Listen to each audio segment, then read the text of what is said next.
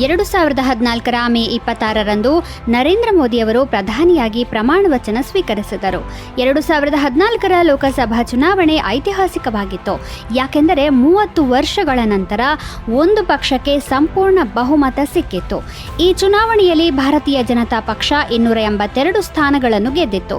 ಮತ್ತೊಂದೆಡೆ ಮನಮೋಹನ್ ಸಿಂಗ್ ನೇತೃತ್ವದಲ್ಲಿ 10 ವರ್ಷಗಳ ಕಾಲ ದೇಶವನ್ನು ಆಳಿದ ಮತ್ತು ಹೆಚ್ಚು ಕಾಲ ದೇಶವನ್ನು ಆಳಿದ್ದ ಕಾಂಗ್ರೆಸ್ ತನ್ನ ಹೀನಾಯ ಸೋಲಿನೊಂದಿಗೆ ಕೇವಲ 44 ಸ್ಥಾನಗಳಿಗೆ ಕುಸಿದಿತ್ತು. ತಮ್ಮ ಮೊದಲ ಅವಧಿಯಲ್ಲಿ ಪ್ರಧಾನಿ ನರೇಂದ್ರ ಮೋದಿಯವರು ಜಿಎಸ್ಟಿ, ಮೇಕ್ ಇನ್ ಇಂಡಿಯಾ ಮತ್ತು ಸ್ವಚ್ಛ ಭಾರತ ಅಭಿಯಾನ ಸೇರಿದಂತೆ ಹಲವಾರು ಮಹತ್ವಾಕಾಂಕ್ಷೆಯ ಯೋಜನೆಗಳನ್ನು ಪ್ರಾರಂಭಿಸಿದ್ದರು.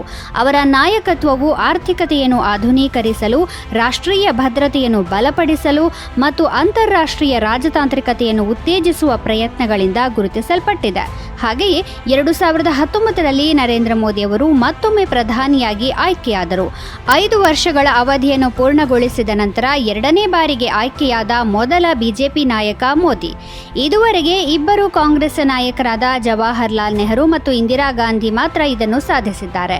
ಆದಾಗ್ಯೂ ಅಟಲ್ ಬಿಹಾರಿ ವಾಜಪೇಯಿ ಅವರು ಬಿಜೆಪಿಯಿಂದ ಸತತ 2 ಅವಧಿಗೆ ಪ್ರಧಾನಿಯಾಗಿ ಆಯ್ಕೆಯಾದರು. ಆದರೆ ಅವರ ಮೊದಲ ಅವಧಿ ಕೇವಲ 1 ವರ್ಷ ಮತ್ತು 7 ತಿಂಗಳುಗಳ ಕಾಲ ಮಾತ್ರ ಇತ್ತು. 1999 ಮೇ 26ರಂದು ಕಾರ್ಗಿಲ್ ಯುದ್ಧದ ಸಮಯದಲ್ಲಿ ಭಾರತೀಯ ವಾಯುಪಡೆಯು ಆಪರೇಷನ್ ಸಫೇದ್ ಸಾಗರ್ ಅನ್ನು ಪ್ರಾರಂಭಿಸಿತು. ಕಾರ್ಗಿಲ್ ಯುದ್ಧವು 1999 ಮೇ 3ರಂದು ಪ್ರಾರಂಭವಾಯಿತು. ಪಾಕಿಸ್ತಾನಿ ಸೈನಿಕರ ಸಹಾಯದಿಂದ ಟೈಗರ್ ಹಿಲ್ ಅನ್ನು ವಶಪಡಿಸಿಕೊಂಡ ಭಯೋತ್ಪಾದಕರನ್ನು ಮುಕ್ತಗೊಳಿಸುವುದು ಆಪರೇಷನ್ ಸಫೇದ್ ಸಾಗರ್ ಉದ್ದೇಶವಾಗಿತ್ತು.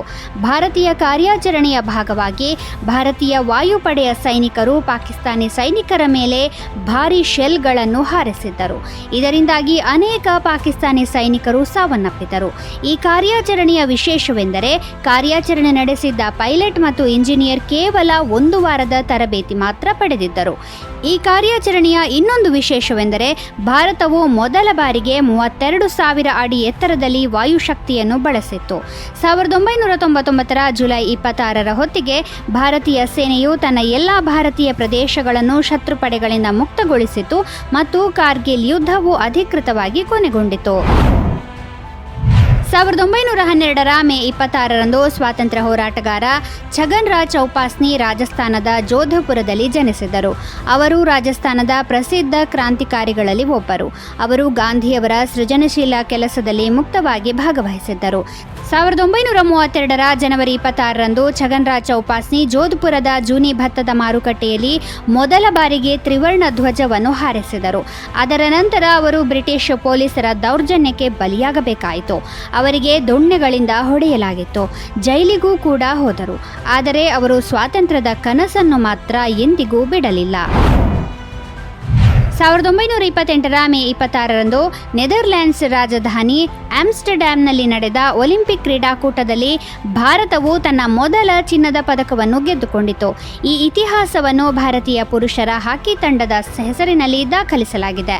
ಭಾರತವು ಚಿನ್ನದ ಪದಕಕ್ಕಾಗಿ ನೆದರ್ಲ್ಯಾಂಡ್ಸ್ ತಂಡವನ್ನು ಎದುರಿಸಿತ್ತು. ಈ ಪಂದ್ಯದಲ್ಲಿ ಭಾರತ 3-0 ಅಂತರದಲ್ಲಿ ಜಯ ಸಾಧಿಸಿತ್ತು.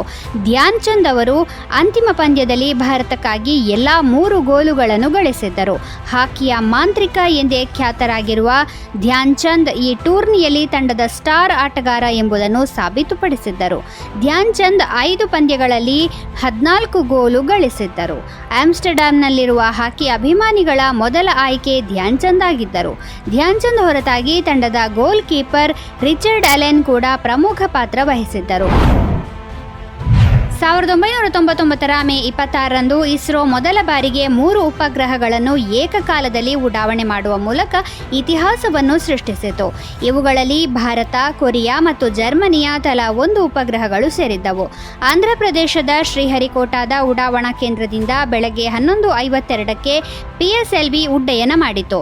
ಈ ವೇಳೆ ಸ್ವತಃ ಪ್ರಧಾನಿ ಅಟಲ್ ಬಿಹಾರಿ ವಾಜಪೇಯಿ ಶ್ರೀಹರಿಕೋಟಾ ಉಡಾವಣಾ ಕೇಂದ್ರದಲ್ಲಿ ಉಪಸ್ಥಿತರಿದ್ದರು. ವಾಣಿಜ್ಯ ಒಪ್ಪಂದದ ಅಡಿಯಲ್ಲಿ ಇಸ್ರೋ ಬೇರೆ ದೇಶದ ಉಪಗ್ರಹವನ್ನು ಉಡಾವಣೆ ಮಾಡಿದ್ದು ಅದೇ ಮೊದಲು. ಇದು ಭಾರತದ ಪಾಲಿಗೆ ದೊಡ್ಡ ಸಾಧನೆಯಾಗಿತ್ತು. 2017ರಲ್ಲಿ ಭಾರತ ತನ್ನ ಹೆಸರಿನಲ್ಲಿ ಮತ್ತೊಂದು ದೊಡ್ಡ ಸಾಧನೆ ಮಾಡಿದೆ. ಏಕಕಾಲಕ್ಕೆ 104 ಉಪಗ್ರಹಗಳನ್ನು ಉಡಾವಣೆ ಮಾಡುವ ಮೂಲಕ ಇಸ್ರೋ ಇತಿಹಾಸ ಸೃಷ್ಟಿಸಿತ್ತು. 1950ರ ಮೇ 26ರಂದು ಬ್ರಿಟನ್ನಲ್ಲಿ ಪೆಟ್ರೋಲ್ ಖರೀದಿಸುವ ಮಿತಿಯನ್ನು ರದ್ದುಗೊಳಿಸಲಾಯಿತು. ಈ ಹಿಂದೆ ಪೆಟ್ರೋಲ್ ಖರೀದಿಸಲು ಪ್ರತಿಯೊಬ್ಬರಿಗೂ ಪಡಿತರ ಚೀಟಿ ನೀಡಲಾಗುತ್ತಿತ್ತು. ಇದನ್ನು 1939ರಲ್ಲಿ ಎರಡನೇ ಮಹಾಯುದ್ಧದ ಆರಂಭದಲ್ಲಿ ಮಾಡಲಾಯಿತು. ಆದರೆ ಯುದ್ಧದ ಅಂತ್ಯದ ನಂತರ ಈ ಪಡಿತರ ಪ್ರಕ್ರಿಯೆಯನ್ನು ಮುಂದುವರೆಸುವ ನಿರ್ಧಾರವು ವಿರೋಧವನ್ನು ಎದುರಿಸಿತು ಮತ್ತು ಅಂತಿಮವಾಗಿ ಅದನ್ನು ರದ್ದುಗೊಳಿಸಲಾಯಿತು. ಆದರೆ ಪಡಿತರ ಪ್ರಕ್ರಿಯೆ ರದ್ದುಗೊಳಿಸಿದರೆ ಅದರಲ್ಲಿ ಕೆಲಸ ಮಾಡುತ್ತಿದ್ದ 2,000ಕ್ಕೂ ಹೆಚ್ಚು ನೌಕರರು ಕೆಲಸ ಕಳೆದುಕೊಳ್ಳಲಿದ್ದಾರೆ ಎಂದು ಬ್ರಿಟನ್ನ ಅಂದಿನ ಪೆಟ್ರೋಲ್ ಮತ್ತು ಇಂಧನ ಸಚಿವರು ಹೇಳಿದ್ದರು.